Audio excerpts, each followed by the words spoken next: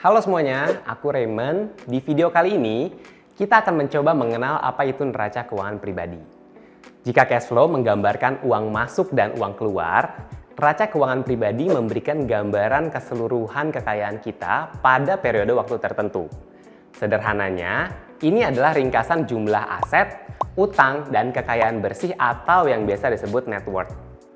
Tapi kenapa sih penting buat tahu jumlah net worth kita? Nah, sebelum menjawab pertanyaan itu, kita akan mulai dengan mengenal apa itu aset. Aset merupakan segala harta bernilai yang dimiliki oleh seseorang. Aset dapat dibagi menjadi 3 kategori. Yang pertama adalah aset liquid, yaitu jenis aset yang dapat dengan mudah dijual atau diubah menjadi uang tunai tanpa kehilangan nilai.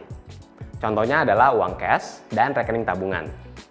Misalnya kita memiliki uang cash senilai 2 juta dan 2 rekening tabungan senilai 1 juta dan 3 juta. Maka total aset liquid adalah sebesar 6 juta. Kedua adalah aset guna, yaitu aset fisik yang dimiliki untuk kepentingan pribadi. Misalnya rumah, kendaraan, laptop, dan juga perhiasan. Sebagai contoh, kamu memiliki motor seharga 10 juta dan laptop seharga 5 juta. Dengan demikian total aset guna kamu adalah 15 juta.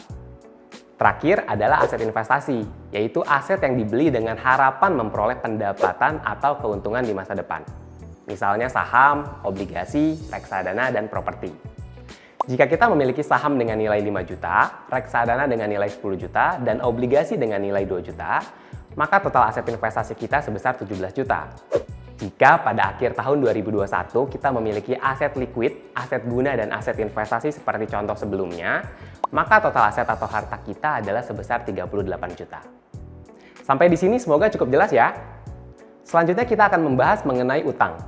Utang adalah uang yang dipinjam oleh satu pihak dari pihak lain untuk memenuhi kebutuhan finansial yang tidak dapat dipenuhi secara langsung. Jenis utang terbagi menjadi 2. Yang pertama adalah utang jangka pendek, merupakan utang yang memiliki masa jatuh tempo di bawah 1 tahun. Contohnya adalah utang kartu kredit dan juga pay later. Misal kita memiliki utang kartu kredit sebesar 2 juta dan utang pay later 1 juta, maka total utang jangka pendek sebesar 3 juta. Selanjutnya adalah utang jangka panjang, yaitu utang yang masa jatuh temponya di atas 1 tahun. Beberapa contoh utang jangka panjang adalah kredit pemilikan rumah atau KPR, kredit tanpa agunan atau KTA, dan kredit kendaraan bermotor atau KKB. Misalnya kita punya utang kredit kendaraan bermotor sebesar 5 juta, maka total utang jangka panjang adalah 5 juta.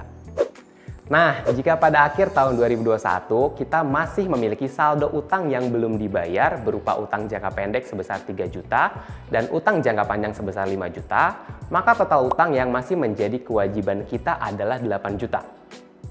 Sampai di sini kita sudah memahami pengertian dan jenis-jenis aset dan juga utang.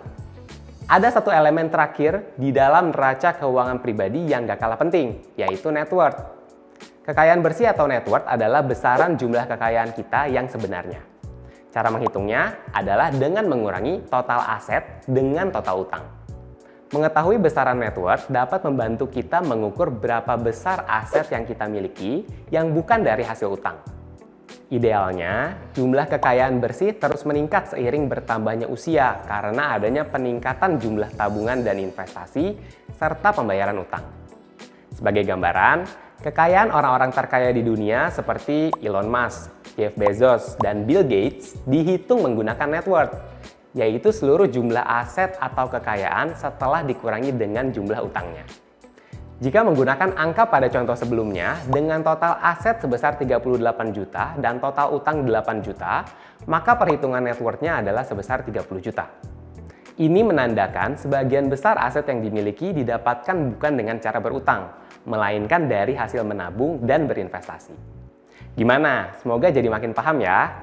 Kesimpulannya, neraca keuangan pribadi berfungsi memberikan gambaran kekayaan yang kita miliki saat ini dengan cara merangkum jumlah aset dan utang untuk menghitung jumlah net worth.